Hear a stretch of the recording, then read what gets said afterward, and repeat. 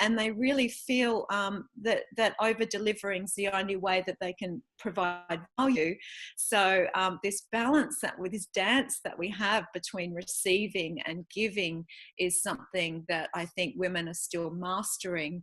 And I put that down to the fact that we really are only in these early stages, in that probably you and I are, in a new generation of women who are learning how to do this business thing in a way that serves and supports us, especially as mothers and as daughters and as partners. This is new to us. It's not something that historically has a huge, lengthy background. So we're forging a new path forward. How do we do this thing and do it sustainably? Action, inspired action from a place of alignment is where I think the critical difference is. And it's really common to get stuck in the fear of what ifs. But I love to ask my clients that question: what if it works out? What if you got to gain here? So what we focus on expands, and if we focus on what we've got to gain and not what we've got to lose, we do tend to move, the whole universe moves with us. Welcome to yourbrilliance.com. I'm your host, Amy Waterman. And today our topic is building a heart-centered business. Whether you're an established entrepreneur or just dreaming of setting up your own Etsy shop, our guest for today will teach you how to create a business that feeds your soul rather than running your life. Now, most business books are written by men, for men, aimed at creating a successful company based on revenue and shareholder profits. But not everybody wants that. Not the single mom making jewelry in her bedroom to sell online. Not the life coach who wants to start a practice but keep her full-time job. Where's the book for entrepreneurs who want to start small, stay sustainable, get home at a decent time every night, and maybe even save the planet in the process? Lisa Fitzpatrick couldn't find that book either, and so she wrote it. Lisa is an intuitive business coach for smart, conscious women. She's the best-selling author of Healing the Heart of Your Business, Sustainable Success for Heart-Centered Women. She's also the founder of Sacred Women's Business, a coaching and training organization for conscious women leaders who have a legacy to leave. Welcome, Lisa. Well, thank you, Amy. What an amazing introduction. I'm feeling very humbled to be here. Thank you for asking me. So I want to know about your book. I want to know specifically, why did you decide to reach out to female entrepreneurs? Well, I think you really nailed it, Amy, when you said that I couldn't find anything myself out there that was going to support that tendency to being quite a sensitive person in business, very heart-centered. I think a lot of my coaching clients are very over-generous and were working themselves into the ground, creating these service-based businesses.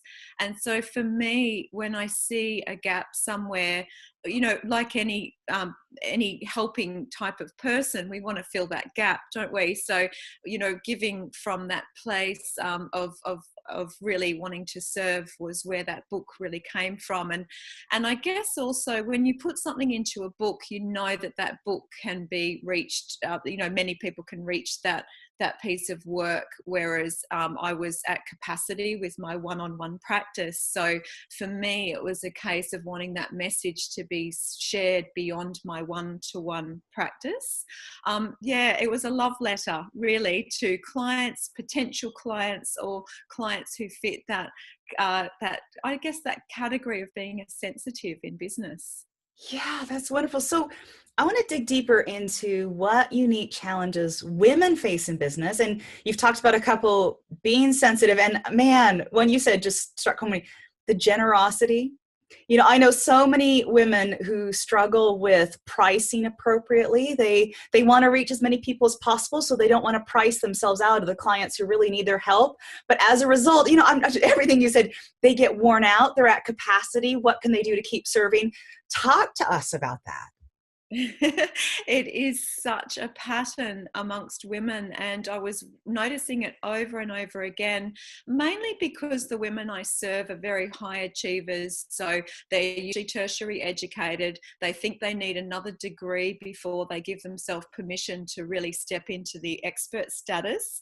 And they really feel that over delivering is the only way that they can provide value. So this balance, that with this dance that we have between receiving and giving, is something that I think women are still mastering. And I put that down to the fact that we really are only in these early stages, in that probably you and I are, in a new generation of women who are learning how to do this business thing in a way that serves and supports us, especially as mothers and as daughters and as partners. This is new to us. It's not something that historically has a huge, lengthy background. So we're forging a new path forward. How do we do this thing and do it sustainably?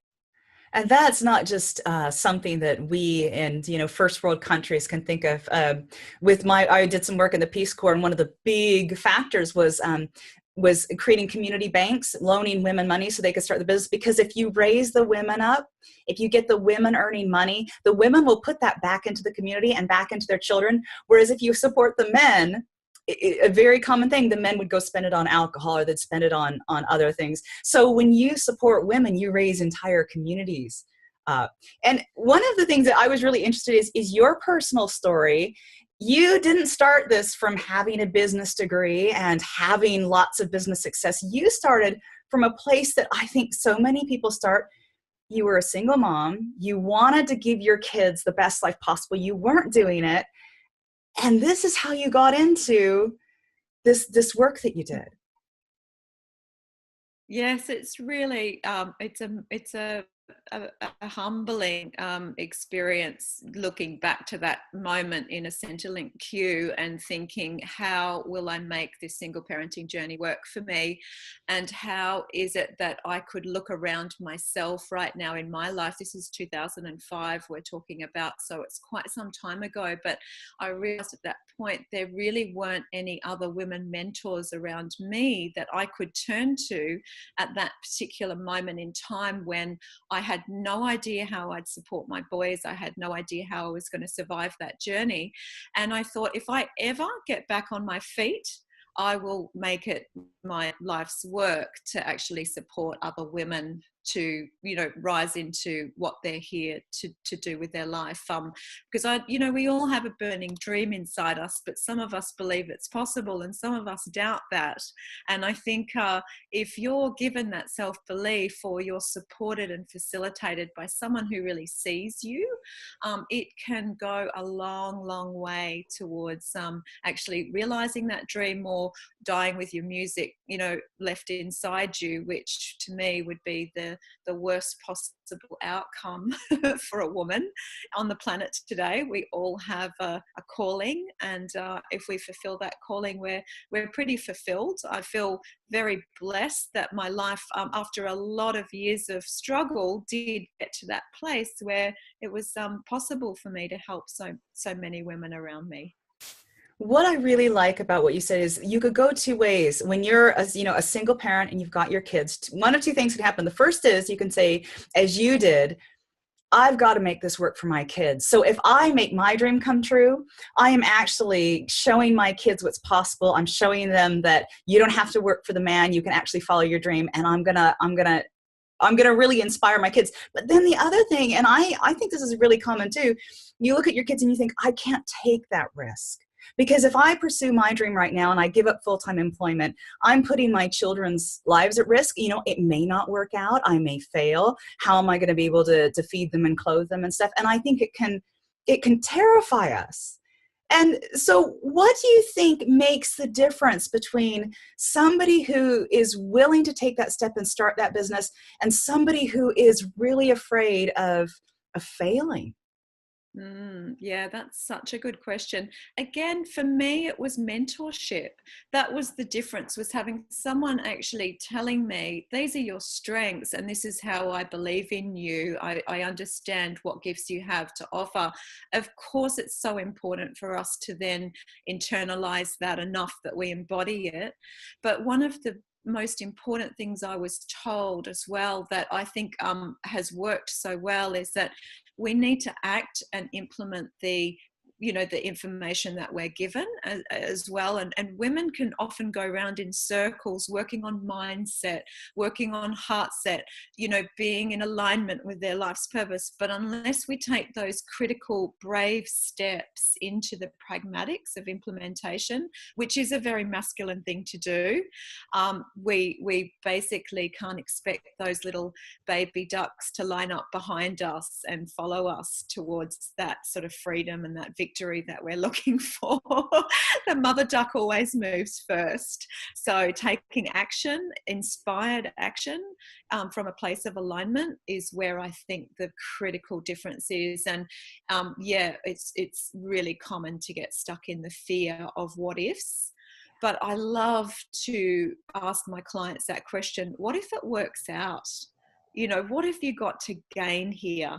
So what we focus on expands. And if we focus on what we've got to gain and not what we've got to lose, we do tend to move the whole universe moves with us, into that place of gain. Yeah, win-win.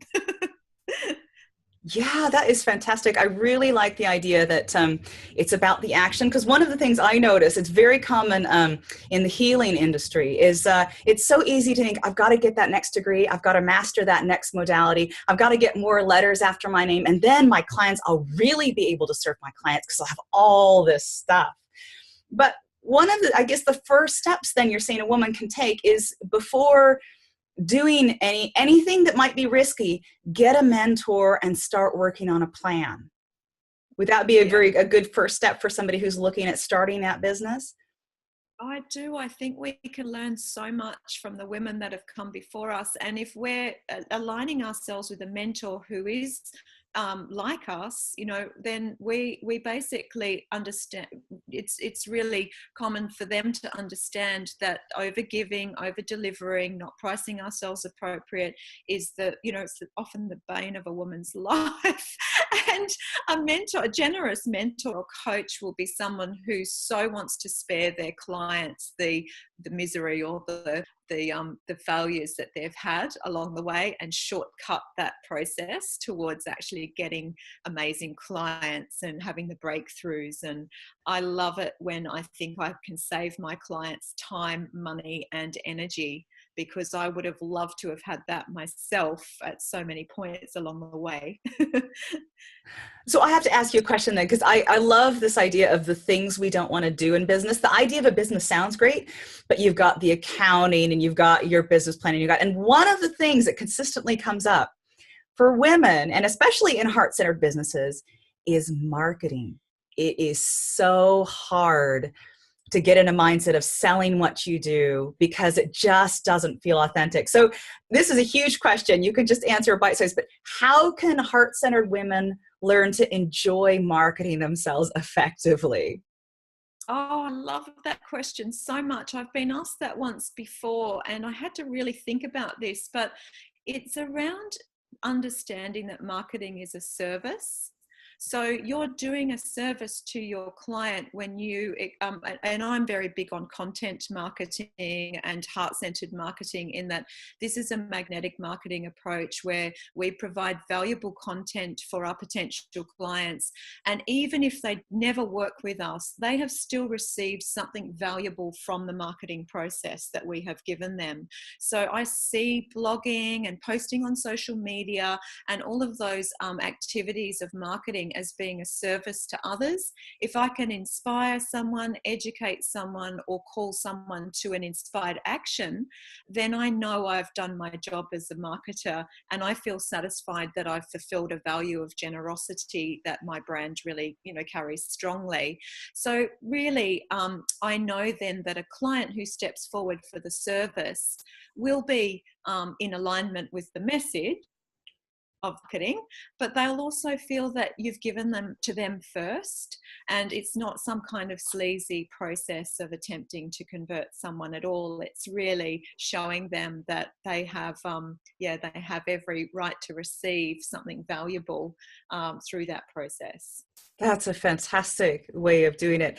There's another issue that especially women who work from home have, but I think it's all anybody who's trying to start a business, and that is the way businesses can grow to consume all of your time because you never stop thinking about it. There's, because of the online world, we're always connected. There's always issues that could come up.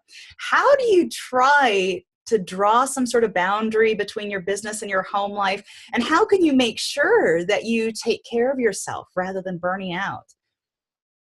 It's such a question of our age, isn't it? Because you're right, business. One thing a mentor said to me that I think was so helpful was, he said, your business will take up 24/7 if you allow it to. And to me, this is about us stepping into leadership where we actually form an alliance with our business. I like to think for a single parent, especially, your business becomes like a really supportive, solid husband might. It wants to look after you. It wants to protect you. It doesn't want to dominate your life and make your life a misery and have you as a slave. It's an equal partner in this process with you, and it has a soul of its own. And I really, truly believe if we can form a healthy partnership with our business, we then are able to express where it is that we need our space from our businesses. So for me, that came down to some pretty hardcore scheduling as well, where I allow my business to fill my working hours.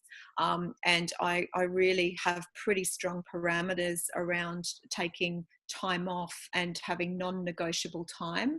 And I think that's a bit of a dance that you tend to need to flex that muscle a bit in those early days until it becomes well balanced, because in the startup phase, I think there's probably a lot more time given than that average 9-to-5 job might have required.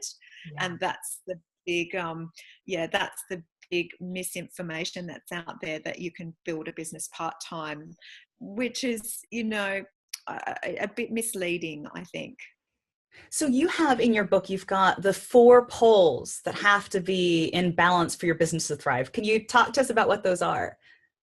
Yes, so we have our North Pole, which is making sure that your business is in full alignment with your life's purpose, with your strengths, with your genius zone, whatever it is you'd like to call it, especially when you're in service. So the North Pole is probably the most important one to get right. We have our South Pole as well, which is making sure your body is in balance, and that the practices that you're undertaking in your business are not compromising your physical health and well-being. So those two go together. If we're not doing something we love and we neglect our bodies, then really success is eluding us, or it doesn't have substance. And then we have our East and West Pole. So our West Pole is the masculine. That involves having all of our pragmatic structures in order. It's about making schedule, and it's about having a good business plan. But then we also have our East Pole, which is that feminine emotional aspect that actually honors the intuition and honors the soulful nature of actually conducting the business so that it suits the genius zone and the magic, and also allows us some playfulness and spontaneity and creativity. Because if we get all serious and disciplined and do all of the masculine things, but we don't have that intuitive fire of creativity, we get burnt out pretty quickly, right? Yes. Yes, it should be fun. That is the whole thing about business. If it's not fun, then why are you doing it? So you've got the Sacred Women's Business, and it's a coaching program. Talk to us a little bit more about the work you do with that. Yeah, so I have 3 tiers of that program where a client can enter for a 3, 6, or 9 month process with me. And the primary the primary focus of that program is to tailor a business support system for the service-based woman, who is usually a very high-achieving spiritual woman who's wanting to create both online and offline presence. We make sure that the branding is in alignment with that woman's goals and hopes and dreams for her business. And we also focus on a lot on making sure that that business is sustainable for her financially. So we work on creating the programs, creating the services, and the actual business model itself, so that she can really see how it's possible for her to generate an income within the hours that she's allocated for her business, so that it can actually support her and her family. Because we either run an expensive hobby, or we run something that's, you know, that's really capable of supporting us, and that's really the end goal. So good. That's exactly it. Because I do see, you know, a lot of women enjoy it as an expensive hobby, but it's never intended to take over as their primary income source. But this is different. This is really committing to it. It is a commitment, and there's no right or wrong way of doing that, and there's no formula that will fit every person. So for me, tailoring my coaching to the individual is something I pride myself on, and I think every woman has different needs and different sort of hopes and dreams for her business. And, you know, for some women, it is more than enough to be bringing in supplementary income for their household. You know, that's more than enough for them, just to understand that they're contributing in some way, and that's an important part of the success journey as well, making sure it fits with what your definition of success is, not the outside world's definition of success.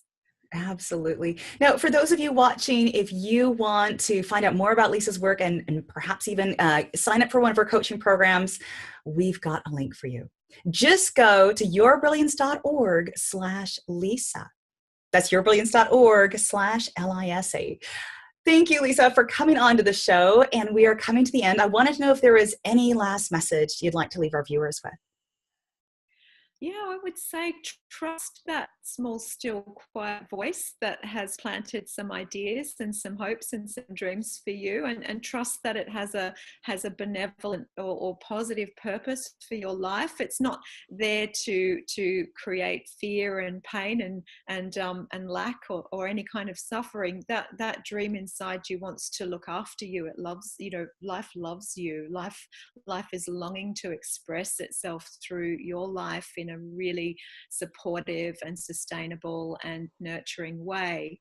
So lean back and receive that innovative, creative impulse and idea as much as you can, and understand that you've been given that idea for a reason. Fantastic. Thank you so much. And thank you out there for listening. We hope to see you again soon. Until then, let your brilliance shine.